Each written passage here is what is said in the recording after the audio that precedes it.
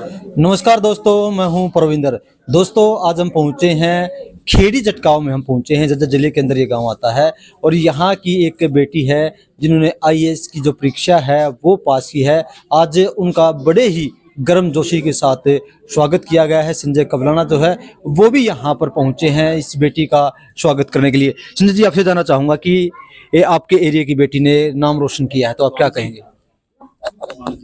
देखिए, सबसे पहले तो आज पूरे देशवासियों को नववर्ष की बहुत बहुत शुभकामनाएं, बहुत बहुत बधाई। और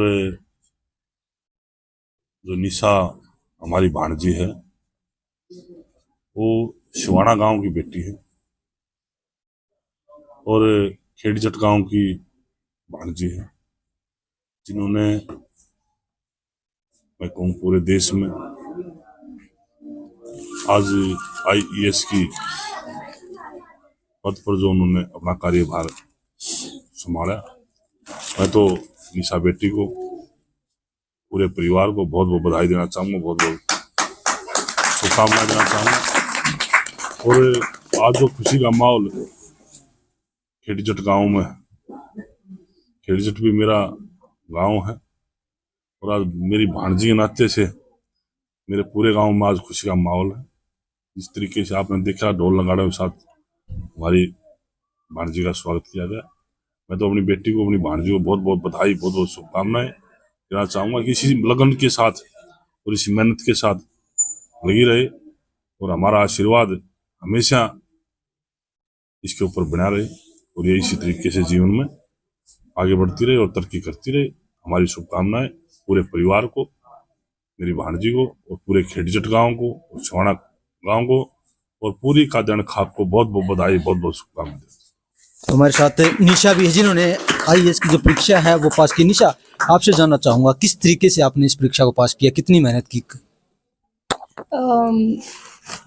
इस परीक्षा को पास करने के लिए मैंने जितने स्टेजेस ऑफ एग्जामिनेशन थे वो सबसे पहले दिए। उसके लिए तैयारी करने के लिए मैं 3 साल से इसमें लगी हुई थी, इंडियन इकोनॉमिक सर्विसेज के लिए। तो उस परीक्षा में चैलेंजेस भी बहुत ज़्यादा थे, बहुत ज़्यादा मुश्किलें भी आई, क्योंकि पिछली बार मैं 2 नंबर से रह गई थी और उससे पहले 20 नंबर से। तो आखिरी में इस साल फाइनली मेरा फिर सिलेक्शन हो गया। आपने कितने प्रयास किए हैं इसके लिए? 3 अटेम्प्ट्स मैंने दिए थे इसके। 3 अटेम्प्ट्स दिए थे आपने? हाँ जी। तो आप कितने कितने घंटे पढ़ाई करती थी इसके लिए?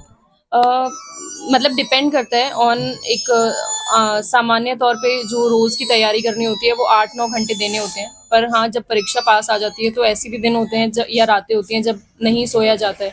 जैसे रिजल्ट भी मेरा आया उसके बाद भी मैं नहीं सोई और मेरे इंटरव्यू से पहले भी कुछ रातें ऐसी रही जब मैं बिल्कुल, मेरी नींद गवारा हो गई थी, मुझे बिल्कुल नींद आती नहीं थी उन सब चीज़ों के लिए। तो कठिन है पर असंभव तो नहीं है। कुछ युवा कहते हैं कि जब हम पढ़ाई करते हैं तो हमारा मन नहीं लगता पढ़ाई में, तो उन युवाओं को आप क्या टिप्स देंगे? जैसे कुछ युवा कहते हैं कि हाँ, मन नहीं लगता है पढ़ाई में, उसके काफ़ी रीज़न्स हो सकते हैं, बहुत ज़्यादा कारण हो सकते हैं। कुछ कारण ये भी हो सकते हैं कि बहुत तरीके की डिस्ट्रैक्शंस हैं, जैसे आजकल मोबाइल फ़ोन बहुत ज़्यादा यूज़ करना स्टार्ट हो गए हैं।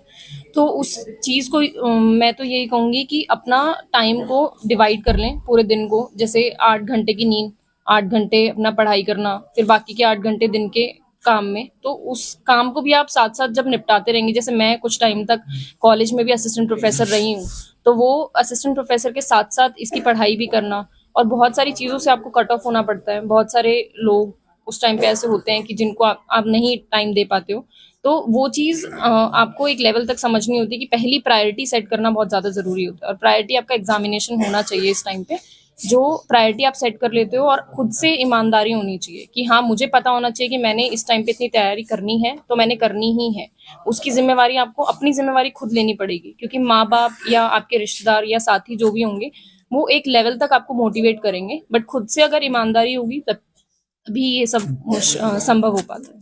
जैसे आपने बताया कि आपने तीसरे झटके में जाके क्लियर किया है, तो पहली बार आप दूसरी बार जब विफल रहे तो आपको कभी लगा कि शायद ये नहीं होगा? फर्स्ट टाइम में जब मैंने एग्ज़ाम दिया था तो हाँ, मुझे लगा था कि शायद 20 नंबर से मेरा रह रहा है, तो मुझे चांस लगा कि हाँ, हो सकता है कि ना हो, क्योंकि मन में डाउट आ जाता है उस चीज़ को लेके। ऑल इंडिया लेवल पे सिर्फ 18 ही पोस्ट, तो उसमें भी डाउट आता है कि हाँ क्या पता मेरा हो ना हो, या मुझसे ज्यादा कोई तैयारी कर रहा है। मेरे मन में ज्यादातर यही रहता था कि कोई ना कोई किसी कोने में बैठा होगा जो मुझसे ज्यादा तैयारी कर रहा होगा। तो उस लगन के साथ मैं लगी रहती थी कि हाँ मेरी तैयारी उससे कम नहीं रहनी चाहिए। दूसरे अटेम्प्ट में जब मेरा 2 नंबर से रहा तो 2 तरीके थे मेरे पास, 2 चीजें थी मेरे दिमाग के अंदर। पहली ये कि मैं क्या मैं ये कर सकती हूँ या नहीं कर सकती, क्योंकि 2 नंबर से मेरा रह गया है तो मुझसे ज्यादा तैयारी करने वाले होंगे। और दूसरी चीज ये थी कि सिर्फ 2 नंबर से रहा है तो मैं क्यों नहीं कर सकती। तो ये दोनों चीज, बट आप जैसे जैसे तैयारी ज्यादा करते हो, रिवीजन ज्यादा करते हो अपने नोट्स की, और ज्यादा मेहनत करते हो, टेस्ट करते हो और टेस्ट सीरीज बार बार लिखते हो, तो उन सबको करते करते धीरे धीरे वो चीजें, एक टाइम भी होता है, सब लोगों का आशीर्वाद होता है, वो सब जब मिल जाती हैं आपस में। लेकिन मेहनत सबसे ज्यादा जरूरी है, उसको नहीं छोड़ना चाहिए। खासकर जब इंटरव्यू की बात आती है तो कुछ लोग इंटरव्यू में नर्वस हो जाते हैं, तो क्या आपने भी कभी नर्वसनेस महसूस की? नर्वसनेस मुझे इंटरव्यू में तो नहीं थी, क्योंकि मैं इससे पहले भी टीचिंग कर चुकी हूँ काफ़ी टाइम तक, तो वो चीज़ मेरे को काफ़ी हेल्प कर गई थी। बट हाँ, मैंने बहुत बच्चों का सुना है, इवन जो मेरे कुछ साथी इस बार सिलेक्ट भी हुए हैं, उन लोगों का भी ऐसे हुआ था कि इंटरव्यू के टाइम पे मतलब उनको बहुत ज़्यादा नर्वसनेस हुई थी। तो उसके लिए मैं यही कहूँगी कि अपना डेली प्रैक्टिस करें। जैसे मैं भी कुछ अपने टीचर्स वगैरह से बात करती थी, तो डेली आधा घंटा मिरर में प्रैक्टिस करना, वो चीज़ें आपका कॉन्फिडेंस जो है वो बूस्ट कर सकती हैं। सवाल किस तरह के पूछते हैं इंटरव्यू में? इंटरव्यू में सवाल ऐसे हमें पता तो नहीं होता है कि क्या पूछेंगे, बट हाँ इस बार बाय गॉड्स ग्रेस मैंने जो तैयारी की थी, आप पूरी तैयारी करके जाओ। आप अपना डिटेल्ड एप्लीकेशन फॉर्म होता है जो आप यूपीएससी में भरते हो, उसको पूरा तैयार करके जाओ। जैसे अगर नाम भी लिखा है तो पता होना चाहिए कि इस नाम के क्या अर्थ हैं, कहाँ से ओरिजिन हुआ है। अगर मैंने लिखा है कि मैंने इस कॉलेज से पढ़ाई की है, तो जैसे मेरा कालिंदी कॉलेज था, तो कालिंदी का मतलब जो कि यमुना रिवर का नाम है, तो वो पता होना चाहिए। एक एक चीज आपको पता होनी चाहिए। आपको अपने बारे में बहुत ज्यादा दिमाग में क्लैरिटी होनी चाहिए। और जैसे दिल्ली में मैं रहती हूँ, तो दिल्ली के क्या क्या इश्यूज हैं वो मुझसे पूछे गए। उसके अलावा इन्वायरमेंटल, मेरा इकोनॉमिक्स का सब्जेक्ट है, इन्वायरमेंटल इकोनॉमिक्स, तो उससे रिलेटेड मुझसे पूछा गया। तो ज्यादातर सब्जेक्ट रिलेटेड भी था मेरे इंटरव्यू में, पर वो जरूरी नहीं है। जैसे मेरे कुछ दोस्तों से स्टेट जो उनका है, स्टेट है, जैसे किसी का एमपी था, किसी का कुछ था, तो उनसे उनके स्टेट पे भी पूछा गया। तो इस तरीके के क्वेश्चंस बहुत ज़्यादा अलग अलग होते हैं।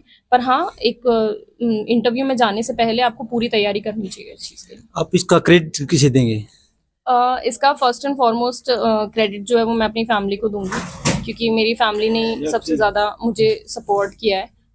इवन ऐसे भी टाइम होते थे जब मुझे लगता था कि पता नहीं क्या होगा क्या नहीं होगा, तो मम्मी पापा बहुत ज़्यादा सपोर्ट करते थे। उसके साथ साथ बड़े बुजुर्ग हैं, और इधर मामा मामी की साइड पे भी काफ़ी ज़्यादा सपोर्ट, और बाकी जितने भी मतलब जैसे मामा है अभी यहाँ पे, और भी सब लोग हैं, सबके आशीर्वाद से मुझे लगता है कि ये चीज़ संभव हो पाई है। जिस तरीके से आपने तीसरी बार में परीक्षा क्लियर की है, तो जो लोग पहली बार दूसरी बार जो विफल हो रहे हैं, तो आप उन्हें क्या कहना चाहेंगे? उन्हें मैं यही कहना चाहूंगी कि कभी भी अपने आप से मतलब हार मत मानो आप। क्योंकि हार मानने वाले का मतलब ये है कि आपने बिल्कुल कोशिश करना ही छोड़ दिया, तो आप अल्टीमेटली खुद ही जीरो अपने आप को डिक्लेयर कर रहे हो। तो हार नहीं माननी है, और खुद से ऑनेस्टी रखना ही मेरा मंत्र है कि अपने आप से ऑनेस्टी रखो। और दिमाग में ये होना चाहिए कि हाँ, कहीं ना कहीं किसी कोने में बैठ के कोई बच्चा ऐसा होगा जो आपसे ज्यादा तैयारी कर रहा होगा।